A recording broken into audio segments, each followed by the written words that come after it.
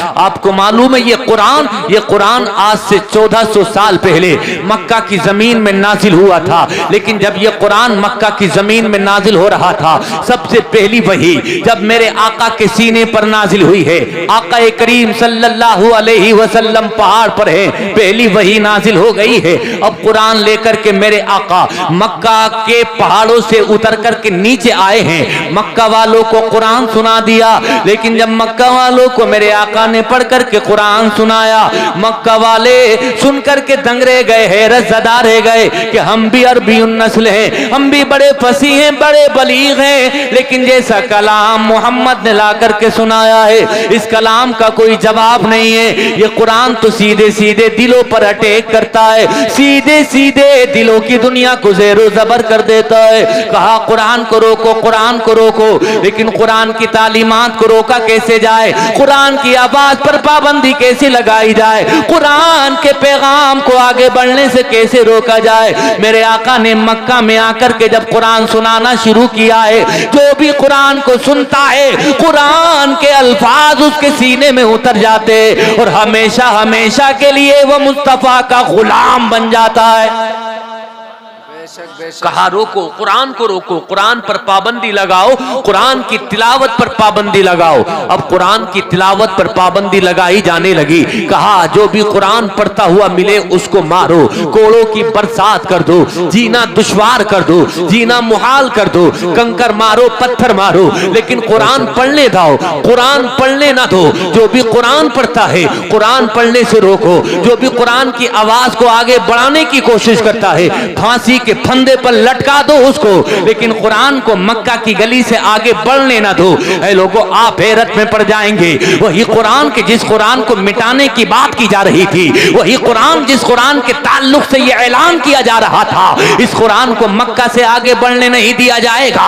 जमाने ने देखा वही कुरान सिर्फ मक्का में नहीं रहा, बल्कि मक्का से निकला और मक्का से निकल करके मक्का के कोने कोने में पहुंच गया, और सिर्फ मक्का के कोने कोने में नहीं, मक्का से निकलकर मदीना पहुंचा, मदीने की गली गली में पहुंचा, और मदीने से निकलकर पूरी दुनिया में पहुंच गया, और पूरी दुनिया में बादल बन करके ऐसा बरसा है कि आज पूरी दुनिया में जहां जहां इंसान नजर आता है वहां वहां खुदा का कुरान नजर आता है। नारे तकबीर, नारे रिसालत, मसलके आला हजरत, फैजाने आला हजरत, हजरत अल्लामा मुफ्ती बिलाल बिलासपुरी। नारे तकबीर, नारे रिसालत। नूरे खुदा है कुफ्र की हरकत पे खंदजन, नूरे खुदा है कुफ्र की हरकत पे खंदजन, भूखों से ये चराग बुझाया न जाएगा, भूखों से ये चराग बुझाया न जाएगा।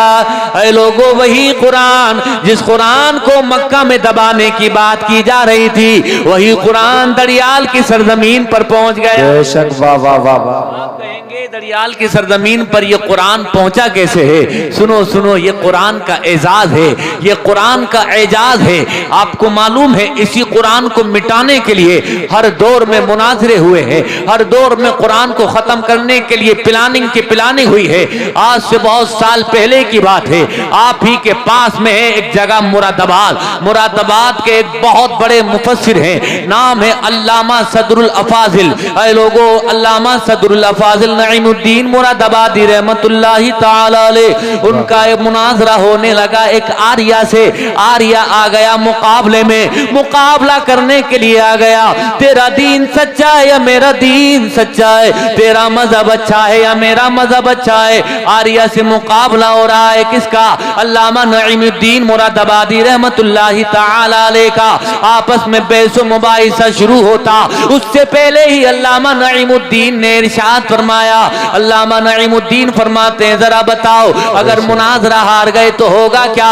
कहा जो भी मुनाजरा हारेगा वो एक दूसरे के मजहब को कबूल कर लेगा। बहुत बड़ी बात बाद मुनाजरा शुरू होने लगा है, उससे पहले ही आर्या ने कह दिया, अल्लामा नईमुद्दीन मुरादाबादी से कहा, ए अल्लामा तुम जानते हो कि नहीं जानते, वो कुरान जिस कुरान के मुनाजरे के लिए तुम आए हो, वही कुरान जिस कुरान की सदाकत की, जिस कुरान की हक्कानियत की तुम बात करते हो, ये कुरान मैंने याद किया और ऐसे याद किया कि ये कुरान के 16 पारे मुझे हिफ्ज हो गए, यानी तुम्हारे कुरान के 16 पारे मुझे याद है। क्या तुम्हें भी मेरी किताब का कोई वर्क याद है? क्या तुम्हें भी मेरी किताब का कोई शिलोक याद है? क्या तुम्हें भी मेरी किताब का कोई पन्ना कोई पेज याद है? सुनो सुनो, अल्लामा नईमुद्दीन मुरादाबादी ने जो जवाब इरशाद फरमाया, क्या तू अब भी नहीं समझ पाया?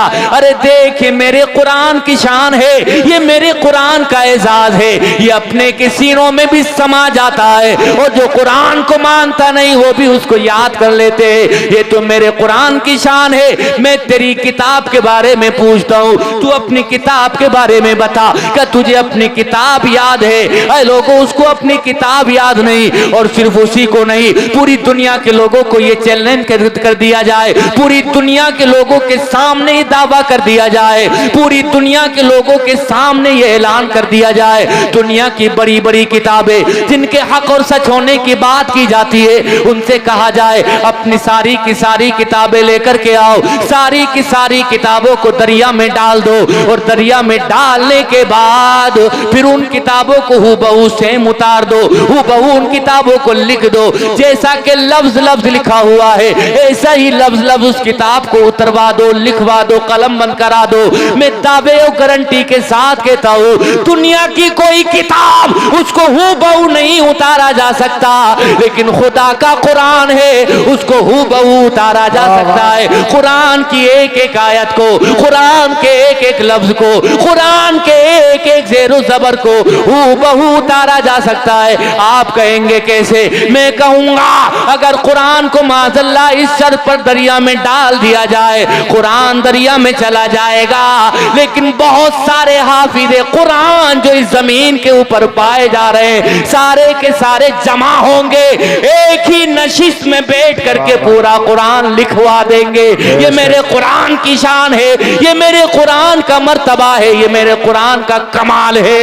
वाह वाह वाह, बेशक सुभान अल्लाह। ये मेरे कुरान का कमाल, ये मेरे कुरान की शान है। लोगों सुनो सुनो, एक बात मैं अब और इसके आगे अर्ज करना चाहता हूँ। यही कुरान जो दरियाल की सरजमीन पर पहुंच गया, लेकिन ये कुरान पहुंचा कैसे है? लोगों किताबें तो और भी बहुत सारी हैं, ये प्रेस वालों से मालूम कर लें, प्रिंटिंग प्रेस वालों से दरियाफ्त कर लें कि पूरी दुनिया में सबसे ज्यादा हदिया होने वाली, पूरी दुनिया में सबसे ज्यादा छपने वाली किताब कौन सी है? प्रिंटिंग प्रेस वाले जवाब देंगे, पूरी दुनिया में सबसे ज्यादा प्रिंट होने वाली और सबसे ज्यादा हदिया होने वाली किताब अगर कोई है तो वो खुदा का कुरान है। वाह वाह वाह वाह, बेशक। कहेंगे, आप कहेंगे ये कुरान पूरी दुनिया में सबसे ज्यादा हदिया क्यों होता है?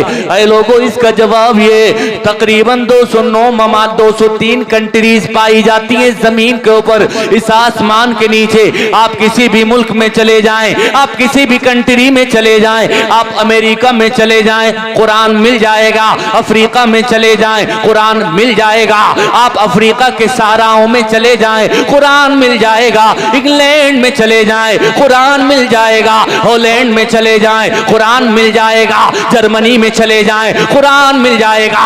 जापान में चले जाएं, कुरान मिल जाएगा। ऑस्ट्रेलिया में चले जाएं, कुरान मिल जाएगा। पूरी दुनिया में जितने ममालिक हैं चले जाएं, कुरान मिल जाएगा। ऐ लोगों, इस बात से एक बात समझ में आती है, कुरान दुनिया की हर जमीन में, दुनिया के हर कोने में, दुनिया के हर गोशे में मिल जाएगा। इसकी वजह यह है कि हर कौम की, हर मुल्क की, हर इलाके की जरूरत का नाम कुरान है। इसलिए मेरा कुरान हर इलाके में नजर आ रहा है, हर खित्ते में नजर आ रहा, हर हिस्से में नजर आ रहा है। ये शान है तो मेरे तुम्हारे कुरान की शान है। वाह वाह वाह वाह, बेशक। लेकिन जहन में एक सवाल और भी आएगा कि यार ये कुरान दुनिया में फैल कैसे गया? बेशक। फैलता तो वो है जाता तो दुनिया में वो है कि जिसके हाथ हों, जिसके पैर हों। कुरान के तो ना हाथ हैं, कुरान के तो ना पैर हैं, तो ये कुरान पूरी दुनिया में कैसे फैल गया? ये इंटरनेट का जमाना, ये तो 50-100 साल पुराना जमाना है। ये मोबाइल का युग, ये तो 20-50 साल का जमाना है। इससे पहले अखबार का जमाना था, लेकिन 1400 साल पहले मक्का की जमीन में यह कुरान नाजिल हुआ था। तो मक्का की जमीन से ये कुरान हम तक, आप तक कैसे आ गया? मैंने आलम तसव्वुर में सवाल किया, ए कुरान तो हिंदुस्तान में कैसे आया?